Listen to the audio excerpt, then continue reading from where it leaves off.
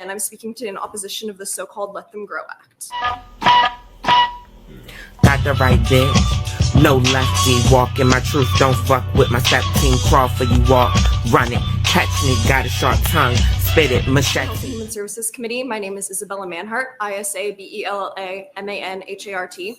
I live in District 5, and I'm speaking to in opposition of the so-called Let Them Grow Act. I could waste my time addressing all of the falsehoods that I've heard in the past 3 hours from out-of-state individuals and people who have adults who have tragically internalized homophobia. But instead, I'd like to focus on the truth of what this bill means to trans youth and families like mine who live in Nebraska.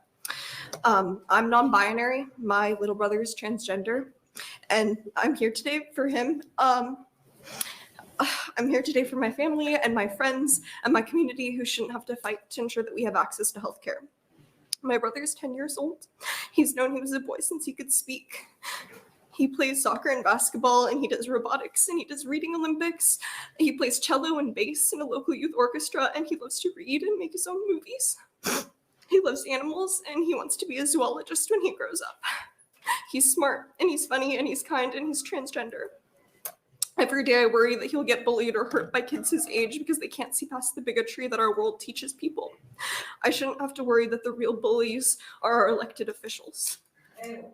The fact that anyone could look at my baby brother and think he deserves anything less than the basic human right to access healthcare that supports his needs absolutely breaks my heart. Senator Koth sent my family an email full of uncited facts in an attempt to justify this bill, but the truth is that the Let Them Grow Act is just as misinformed as it is a misnomer. Gender-affirming care is in no way preventing trans kids from growing. In fact, according to the Federal Department of Health and Human Resources, it does quite the opposite.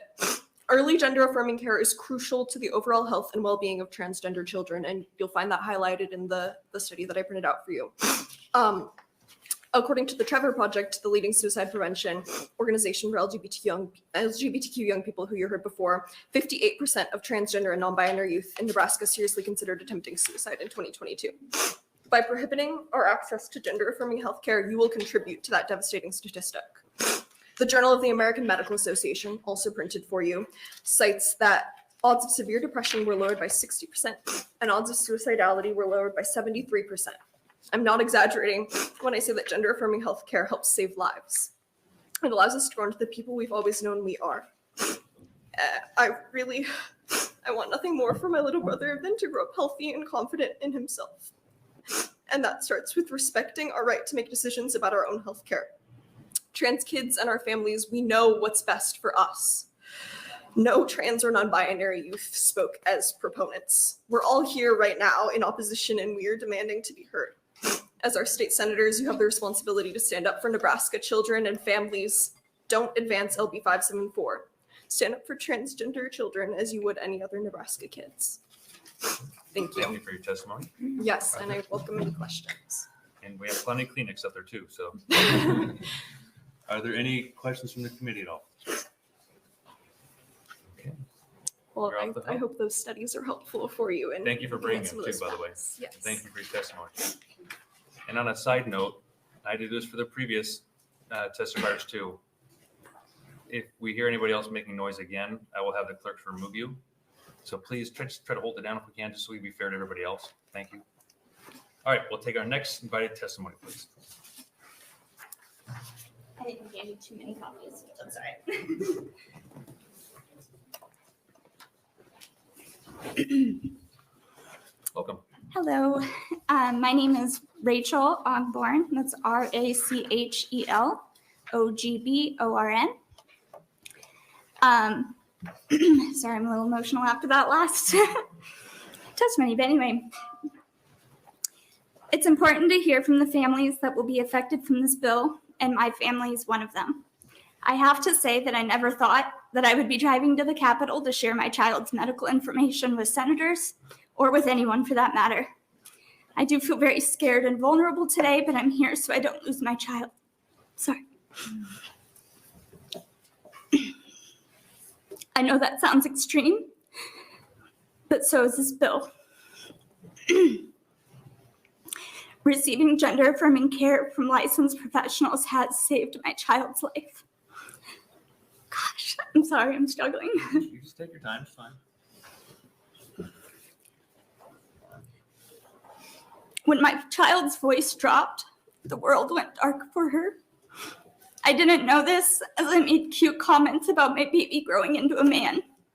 However, eventually I found out her truth after several emergency room visits. After evaluation by 2 different therapists and multiple professionals at UNMC, which is one of the best medical centers in the country, she was able to start testosterone blockers and estrogen. I went from having a suicidal, depressed, self-harming son who didn't see himself in the future at all, to having a happy, healthy daughter. Sorry. Who smiles and talks at the dinner table. She wakes up early for school now, and she's excited to see her friends. I'm so sorry, this is embarrassing. Don't worry, you're just on national TV almost. I know, it's so awful. And it's the whole world staring at you. So I know, it's fine. you're fine. Thank you for making me laugh. Now she's making plans for her future. Unfortunately, one of those plans is running as far from Nebraska as she can. She feels under attack when she sees this bill and others in the media. And she said that she's told me that she's scared she's going to be a part of the next genocide in history. I know that the worry behind this bill is not wanting things forced on children, and I absolutely agree with that sentiment. I'm not forcing this upon her. I would never in a million years wish struggles upon anyone like this, especially my own child. I wish that I could just she could have a normal high school experience in the easiest life possible, and that neither of us had to worry about her losing her medical care. If anyone's forcing anything upon her, it's anyone who endorses this bill. By denying her medical care, they'd be forcing their ideals and their desires upon my child. It's not any legislator's job to tell my children's doctor that she can't have health care. It's not any legislator's job to invalidate medical research or disregard statistics and data or make a moral show of my daughter's existence. I don't know why I'm here begging you guys to listen to medical professionals. I don't know why you're threatening the jobs of experts. How would you feel if someone denied you health care because they didn't believe in your medical needs? I urge you, please don't take away my daughter's right to receive health care and pursue happiness. Please don't threaten her existence in legislative bills. And if it makes you feel any better, neither myself nor my daughter have ever considered surgery for her as a minor, but it's absolutely nobody else's business anyway. I just want her to live into adulthood. Thank you. And I'm so sorry I cried all over you.